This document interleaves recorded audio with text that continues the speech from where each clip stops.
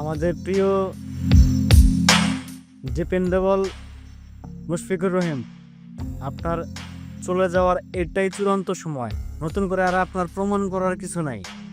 আপনাকে হয়তো সময় দিলে আবার আপনি কামব্যাক করতে পারবেন, বাংলাদেশ টেস্ট ক্রিকেটে আরও কিছুদিন সার্ভিস দিতে পারবেন। আমার মনে হয় থাক, দরকার নাই, আপনার সার্ভিসের আর দরকার নাই। আপনি বাংলাদেশ ক্রিকেটকে অনেক কিছু দিয়েছেন, অনেক ভালো ভালো ইনিংস উপহার দিয়েছেন। আপনাকে বাংলাদেশ ক্রিকেট আজীবন মনে রাখবে, বাংলাদেশের দর্শকরা আপনাকে আজীবন মনে রাখবে।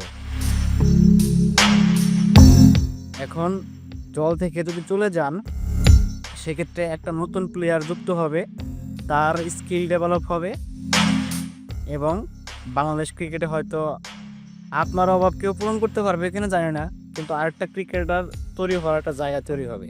আমরা বরাবরই রেডিমেড প্লেয়ার পাই না। আমাদের ঘরোয়া লিগটা এমনভাবে সাজানো থাকে যে এইখান থেকে রেডিমেড প্লেয়ার বের হয় না।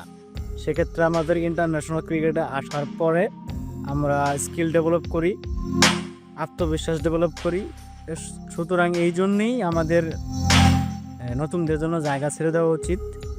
আপনি লাস্ট 12 ইনিংসে যা করেছেন, আপনার মতো অভিজ্ঞ একটা প্লেয়ার থেকে এটা আশা করা যায় না।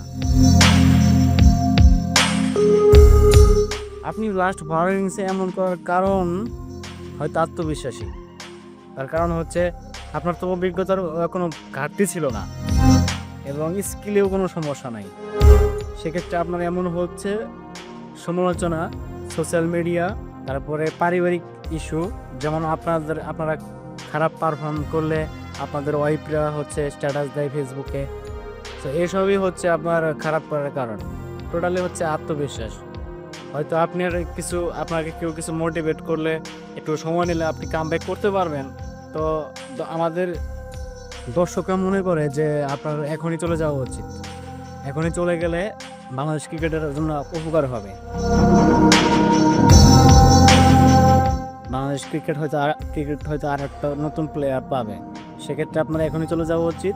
এক্ষেত্রে বাংলাদেশ ক্রিকেট আপনাকে একটু সম্মানসূচকভাবে যাতে বিদায়টা দেয়, এটা আমাদের দাবি থাকবে। প্রিয় দর্শক, আপনারা যদি আমার সাথে একমত হন তাহলে অবশ্যই কমেন্ট বক্সে জানাবেন। আর এই সময়টাই মুশফিকুর রহিমের জন্য চূড়ান্ত সময় কিনা সেটাও জানাবেন। এতক্ষণ সাথে থাকার জন্য আপনাকে অনেক ধন্যবাদ।